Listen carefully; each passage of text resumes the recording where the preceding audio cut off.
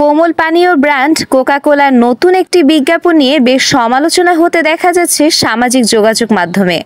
Coca-Cola Israeli পণ্য নয় এমন তথ্য দিয়ে বিজ্ঞাপনটি তৈরি করা হয়েছে। অনেকেই বিজ্ঞাপনটির মডেলদেরও সমালোচনা করছেন। এর জেরে অভিনেতা শিমুল শর্মা দেশবাসীর কাছে ক্ষমা চেয়েছেন। সামাজিক যোগাযোগ মাধ্যমে শিমুল লিখেছেন, আমি শিমুল শর্মা। যদিও পরিচয় দেওয়ার মতো একজন অভিনেতা এখনো হয়ে উঠতে পারিনি, কারণ একজন অভিনেতা হওয়ার জন্য যে অধ্যবসায় এবং দূরদর্শিতা দরকার সেটা এখনো আমার হয়ে ওঠেনি।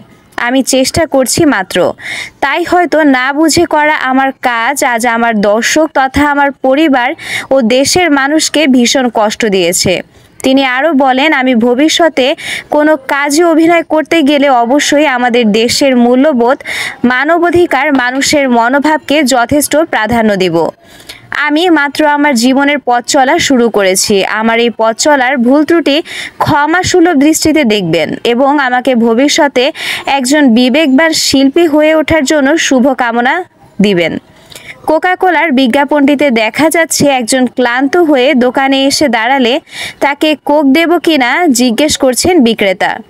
তখন তিনি বলছেন, এই জিনিস তো এখন আর খাচ্ছি না, কারণ এটি তো ওখানকার। তখন বিক্রেতা শুনতে চান, এ কথা কে বলেছে আপনাকে? পরে দেখানো হয় কোকা-কোলা যে ইসরায়েলি পণ্য তার কোনো সঠিক তথ্যসূত্র নাই। নেট দুনিয়ায় তোপের মুখে পড়ে জীবনও বলেন, আমি শুধুমাত্র তাদের দেওয়া তথ্য ও উপাত্তই কাজটিতে তুলে ধরেছিলাম।